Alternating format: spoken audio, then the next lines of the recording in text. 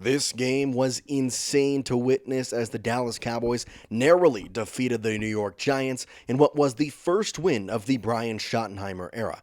We'll tell you about some key plays that were made and some key players who need to keep this up for the Cowboys to continue on their winning ways throughout the rest of the season.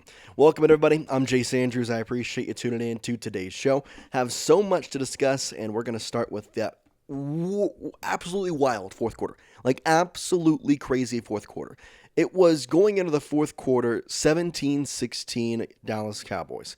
It finished 34-30 and then a tie, obviously, at the very end from the Cowboys. I mean, you go back and forth. I mean, this is just part of the fourth quarter. I didn't even get the whole picture here, but you go from a field goal from Brandon Aubrey, then a touchdown for Cam Scattaboo, a touchdown for Miles Sanders, and then a touchdown for Wan'Dale Robinson, a touchdown from George Pickens, and then an absolute bomb by Russell Wilson to Malik Neighbors.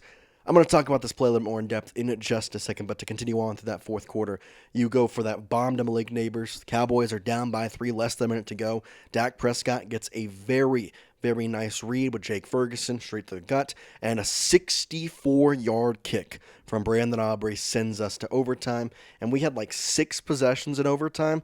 Luckily, Donovan Wilson gets an interception after an errant throw from Russell Wilson, and the Cowboys then rely on Brandon Aubrey, chip shot in his day, 40-plus yarder to get the victory.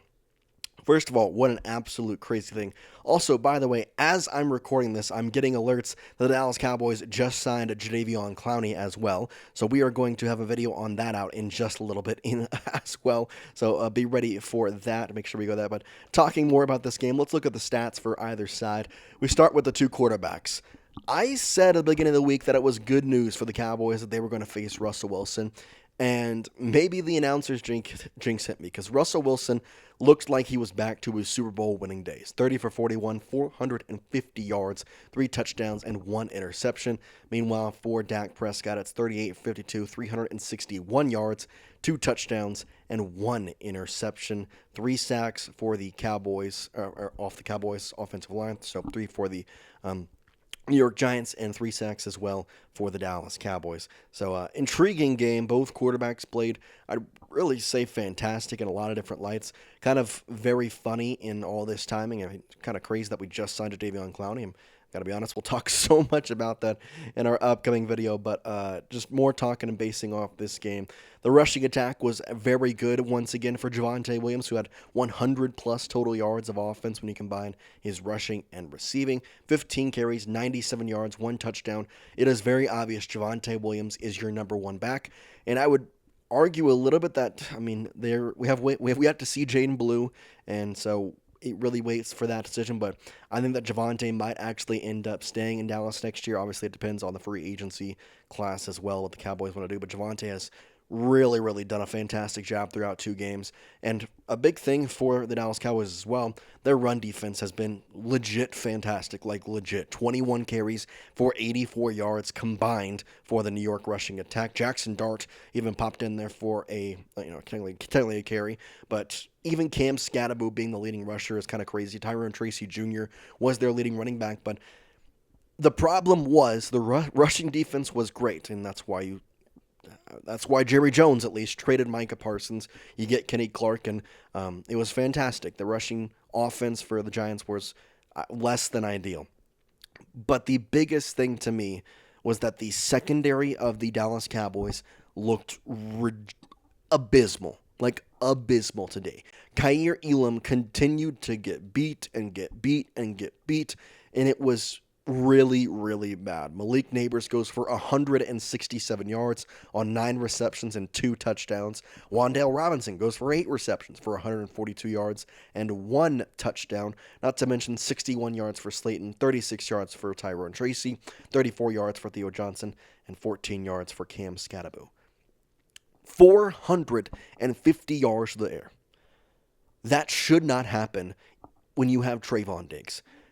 And I understand he wasn't, on his best game, and the safeties weren't helping him. Donovan Wilson got that pick, but did not look great tonight either. Or rather, I should say this morning. But I cannot tell you that Kaiir Elam belonged on this team. I was excited for him. Throughout training camp, there was positiveness, there was excitingness. I thought he was maybe the worst cornerback on the field. And I'm not even going to like sugarcoat that. Like he legit looked horrible out there. Couldn't defend Malik Neighbors. Was in the wrong positioning. This is more on Matt Eberflus maybe, but the way that the Cowboys were just dropping into zone and letting easy passes go, it was dumb and they were not going to fix it. They didn't do anything. They kept the same defense throughout the entire game until maybe in the overtime periods, but still, even then, it looked like it was still pretty much zone defense. Like, I don't know what Matt Eberflus like has paid off somebody. This guy is not a good coach. Like, I don't care if the Dallas Cowboys defense is good the rest of the way. Matt Eberflus is not a good coach. He's not a good defensive coordinator. And the way he schemes up this offense, or defense, I should say, it's the second week in a row where they don't look good. They don't. And you have talent across the board. Your linebackers should be great. I know they haven't lived up to expectations, but they should be. Your secondary, though, is where I'm concerned. Safety's pretty good. Your cornerback room, I know it's been hurt, but you still have Trevon Diggs. And Trevon Diggs, for whatever reason, was not following around with Malik Neighbors. Maybe there's an injury. Maybe he wasn't fully 100% healthy, but still. If Kaiir Elam is getting consistently beat, what are we waiting for? What are we doing? Dallas receiving total: CeeDee Lamb, 9 receptions, 112 yards. Jake Ferguson, 9 receptions for 78 yards. George Pickens gets 5 receptions for 68 yards, and Kevontae Turpin gets 4 receptions for 47 yards. Great receiving across the board. Like I said, 361 receiving yards for the Dallas Cowboys. So receiving-wise, they did a fantastic job. Really did like the offense and the way that it was formulated today. But I cannot get over this Dallas Cowboys secondary and really how pitiful it looked. Kaiir Elam had the most tackles, which as a quarterback, if you're having the most tackles on your team, that is not good. Not good whatsoever. You talk about Jack Sanborn past that, 8 total tackles, 4 of those being solo. Kenneth Murray Jr., your linebacker, last week played okay, this week played okay. I think he's been pretty mid, but Kenny Clark in 4 tackles, including a sack. That guy, listen, I don't want to trade Micah Parsons. I didn't want to. I think it was the wrong move.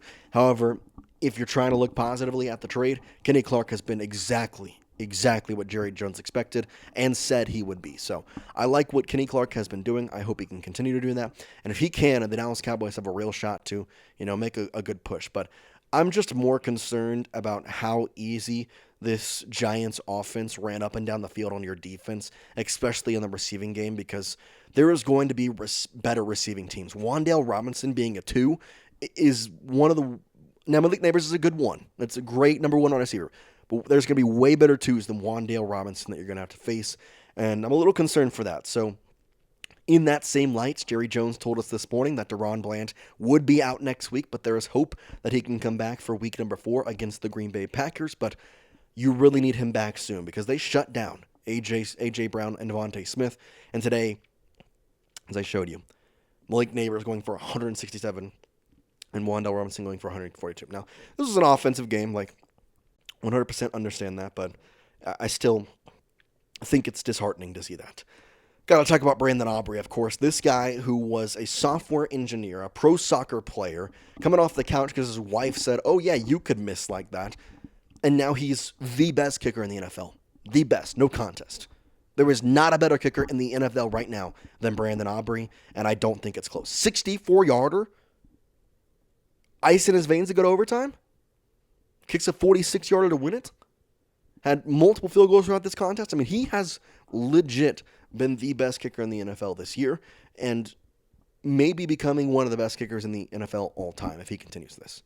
That extension should come soon, by the way, Jerry Jones. That extension should come very, very soon. So, yeah, the crazy game. Hopefully, we're going to have more of those, or maybe even, actually, kind of hindsight so much way. Let's have less of those. Let's have blowouts for the Dallas Cowboys. The Cowboys go out there and ran through everybody. That'd be the better thing to do. But, yeah, that's all we got. We're going to have a video out to you on the signing of Jadeveon Clowney here in literally probably an hour or two, so be ready for that. But for now, we appreciate you. We'll see you next time here on Cowboys Digest. Peace out, guys.